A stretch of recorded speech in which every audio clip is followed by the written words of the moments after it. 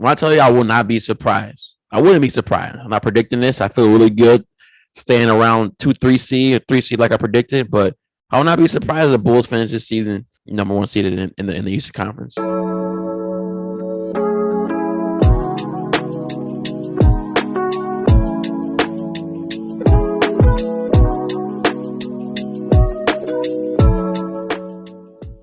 When I tell you I will not be surprised, I wouldn't be surprised. I'm not predicting this. I feel really good staying around 2-3 seed or 3 seed like I predicted, but I will not be surprised if the Bulls finish this season number one seeded in the Eastern Conference. Two things. One, the biggest thing is just the fact that we're getting a Demar Derozan that's legitimately an MVP conversation, playing out of his body, the best basketball he's played in his career.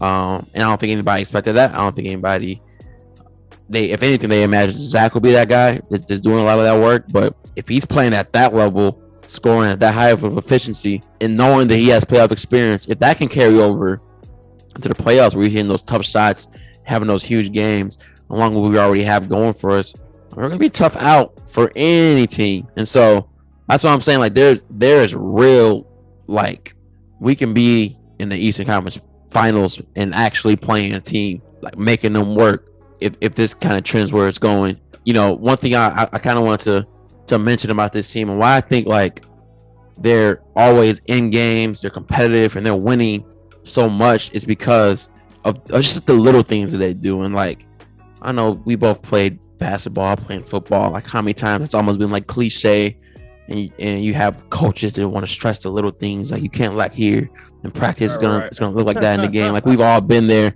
and heard those kind of sayings, but like at the end of the day, that shit has some truth. That shit is real. No, for sure, 100%. I'm actually reading a book right now, which I highly recommend. If you're my friend, I've been like sending you passages nonstop recently, so I apologize for that. But it's called Atomic Habits, and basically the concept is just like, you know, all these little things you do, the little decisions you make, you know, they might seem inconsequential in the moment, but when they add up, when they build up upon each other, they become, you know, huge movements and really change like the outlook of the end product. In this case, is the Bulls. I mean, like, you know, number one team in the NBA in free throw percentage.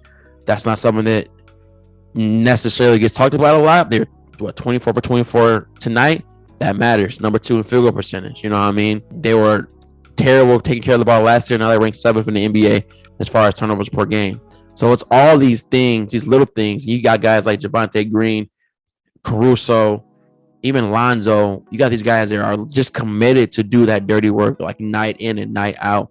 And not a lot of teams have guys that are comfortable with themselves and where they are in the NBA in their role to like really commit to that shit and do it. Like Javonte Green, he hasn't been in the NBA that long, but he's 28. And so, you know, his path to getting here was a grind. So for him, I think he's happy to do what he's doing. Like, his role is what he's accepted, because he's, you know, that's how I'm gonna be in this league for a long time. I think a lot of times you got guys that are coming to the league, they're younger and they want to be the player that they were, and that sometimes is a tough transition. But like I said, all these little things, these players are committed to these roles. It just adds up, man. Even Derrick Jones Jr., that we're going to talk about more later, it just adds up. And so the feelings are good when it comes to this team and like their outlook. No, I feel you, bro. I mean, I'm right there with you. I think I would not be surprised if the Bulls are a 1 seed at all, given how hard they play, their commitment to the defensive side of it, and then the way that they move the ball offensively, the way that they've won games in a variety of fashions, which for good teams, great teams, that is key. You know, there are some teams who are, you know, good to average. You know, they typically win games the same way every time, right? Like, they have to have things flowing. But great teams win in a variety of ways, because they know, like, you can't win a game all the way the same way all the time. So you could have to go small ball, which we've seen on this West Coast trip. You know, obviously Vooch was starting, you know, 7-footer, low post threat, right? Like, that's very different. So we've run in a variety of ways already this season, which, to me, to your point, bro, if we become the 1 seed, I'm not going to be shocked. And I think we have a lot of guys with a lot to prove. It's kind of crazy to say, like, when you have DeMar DeRozan, who's a 4-time All-Star.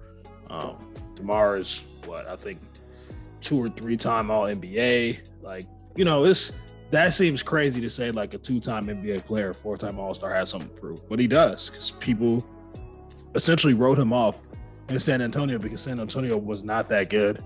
missed the playoffs a couple times, was 8th seed one time, and people just wrote him off and thought he could not perform and score at the level he used to, even though he was still averaging over 20 a game.